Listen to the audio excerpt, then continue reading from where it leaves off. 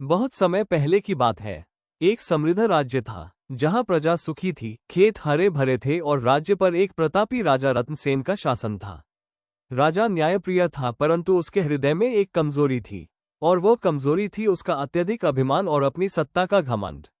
वो सोचता था और उसका मानना था जितना वो अपनी प्रजा का ध्यान रखता था, उतना ध्यान कोई भी अपनी प्रजा का नहीं रखता होगा। राजा रतनसेन की एक पुत्री थी जिसका नाम वीरमती था। राजा उसे अपनी जान से भी ज्यादा प्यार करता था। वो उसकी आंखों का तारा थी। राजा ने कभी उसे कमजोर नहीं समझा। उसने राजकुमारी को घुड़सवारी सिखवाई, तलवारबाजी करवाई, धनुष बाण चलाना सिखाया, राजनीति और शास्त्रों का ज्ञान दिलवाया। राजकुमारी न केवल सुंदर थी बल्कि साहसी और बुद्धिमान भी थी। राजा को गर्व था कि मेरी पुत्री किसी से कम नहीं, वो स्वयं अपना भाग्य लिखेगी।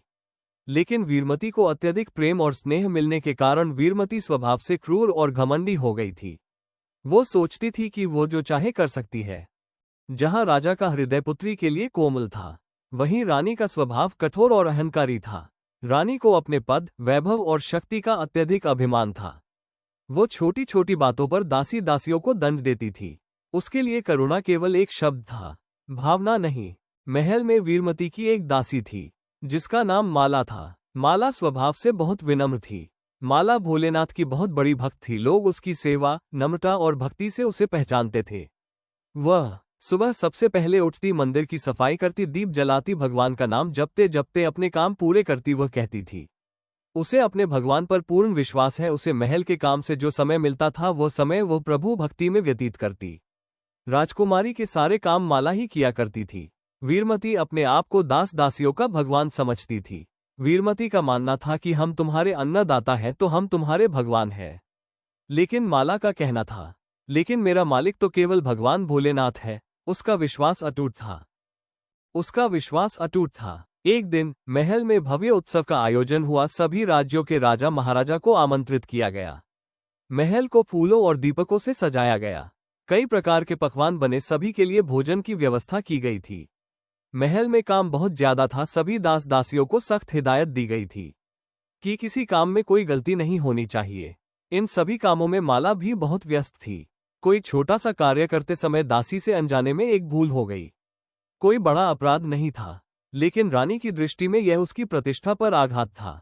रानी क्रोधित हो उठी। दरअसल हुआ ये कि अत्यधिक काम होने की वजह से माला बहुत अधिक थक गई थी। जब वह वीरमती का कक्ष साफ कर रही थी तो अत्यधिक थकान की वजह से उसे चक्कर आ गए और वो बिस्तर पर गिर गई।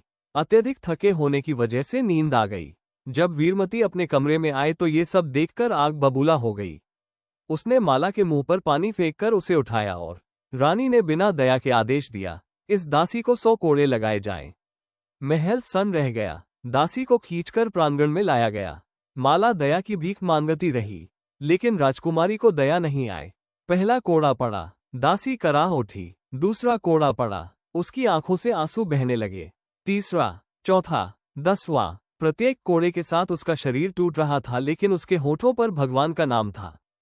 लगभग आधी सजा के बाद अचानक दासी हंसने लगी। सब चौंक गए। रानी क्रोधित होकर चिल्लाई, दासी, क्या तू पागल हो गई है?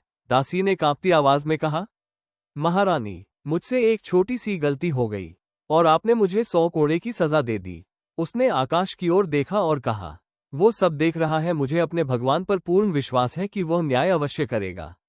लेकिन आप, जो रोज अन्याय करती हैं, जो निर्दोषों का अपमान करती है, जो घमंड में चूर होकर दूसरों का दर्द नहीं समझती, जब भगवान सब देख रहे हैं, तो सोचिए, आपने मेरी जरा सी गलती की इतनी बड़ी सजा दी है, भगवान आपको कितनी बड़ी सजा देंगे? पूरा महल स्तब्ध था। राजकुमारी यह सब देख रही थी। उसका हृदय कांप उठा। उसे पहली बार समझ आया कि सच्ची शक्ति तलवार में नहीं, करुणा में होती है। उसने अपने पिता की ओर देखा। राजा का चेहरा पीला पड़ चुका था। राजा को आत्मग्लानि हुई और अपनी गलती का एहसास हुआ कि वह न्यायप्रिय कहलाता है, लेकिन अपने ही महल में अन्याय होने दे रहा था। उसने तुरंत सजा रुकवाई। दासी को सम्मान के साथ उपचार दिया गया।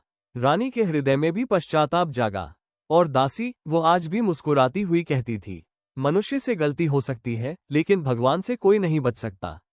राजा और राजकुमारी ने दासी से क्षमा मांगी और पूरा महल हर हर महादेव के जयकारों से गूंज उठा।